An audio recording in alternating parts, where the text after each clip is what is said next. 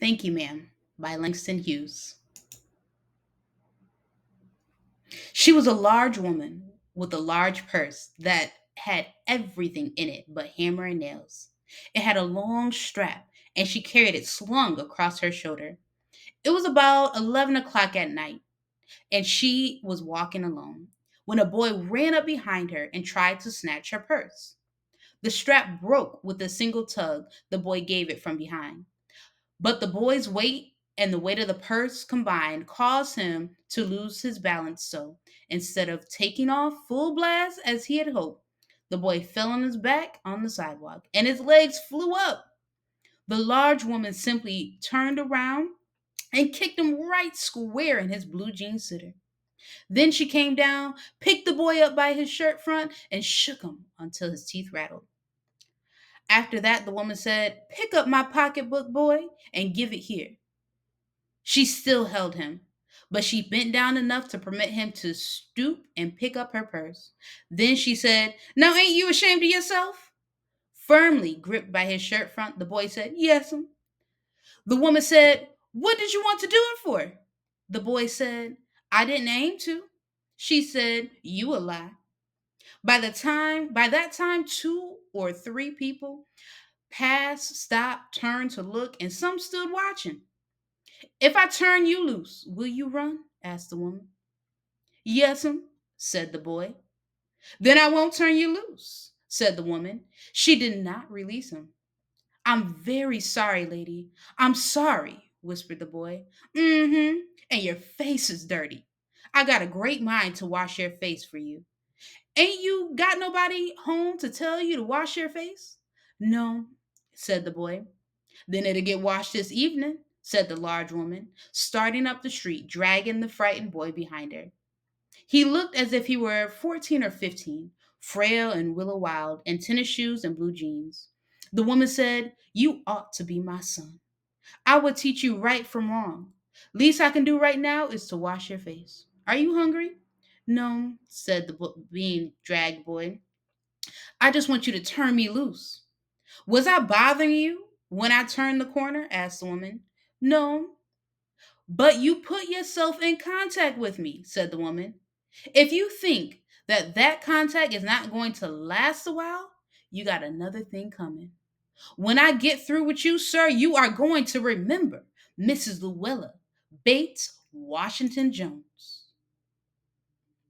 Sweat popped out on the boy's face, and he began to struggle. Mrs. Jones stopped, jerked him around in front of her, put a half Nelson about his neck, and continued to drag him up the street. When she got to her door, she dragged the boy inside, down a hall, and into a large kitchenette furnished room at the rear of the house. She switched on the light and left the door open.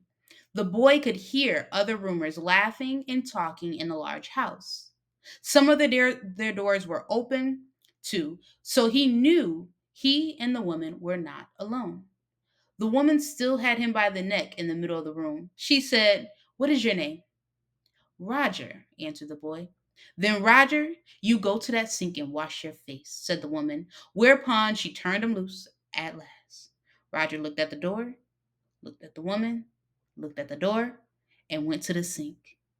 "Let the water run until it gets warm," she said. "Here's a clean towel." "You gonna take me to jail?" asked the boy, bending over the sink. "Not with that face. I would not take you nowhere," said the woman. "Here I am, trying to get home to cook me a bite to eat, and you snatch my pocketbook. Maybe you ain't been to your supper either, late as it be. Have you?" "There's nobody home at my house," said the boy. "Then we'll eat," said the woman. "I believe you're hungry, or been hungry, to try to snatch my pocketbook." "I want a pair of blue suede shoes," said the boy. "Well, you didn't have to snatch my pocketbook to get you some suede shoes," said Mrs. Luella Bates Washington Jones. "You could have asked me." "Ma'am?" The water dripping from his face. The boy looked at her.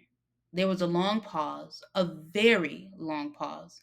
After he had dried his face and not knowing what else to do, dried it again. The boy turned around, wondering what next. The door was open. He could make a dash for it down the hall. He could run, run, run, run, run. The woman was sitting on the daybed. After a while, she said, I were young once, and I wanted things I could not get. There was another long pause, the boy's mouth open. Then he frowned, but not knowing he frowned. The woman said, You thought I was going to say, but, didn't you? You thought I was going to say, but I didn't snatch people's pocketbooks. Well, I wasn't going to say that.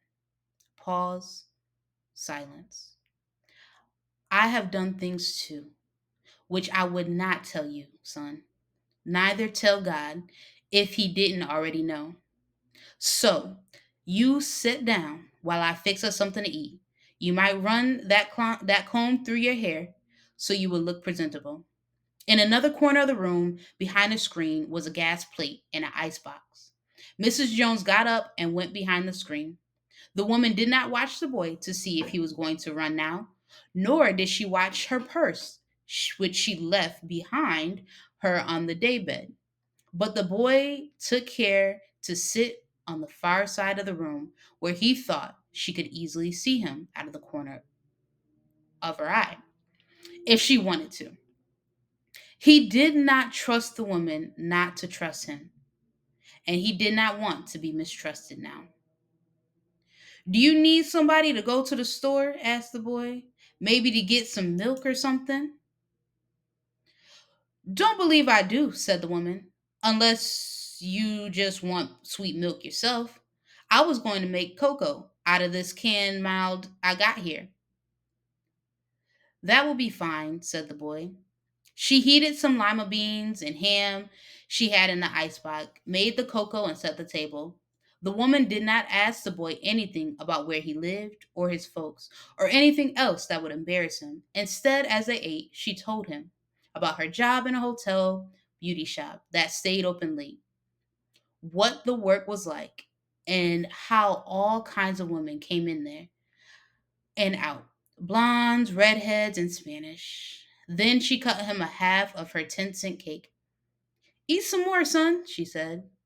When they were finished eating, she got up and said, Now here, take this $10 and buy yourself some blue suede shoes. And next time, do not make the mistake of latching onto my pocketbook nor nobody else's.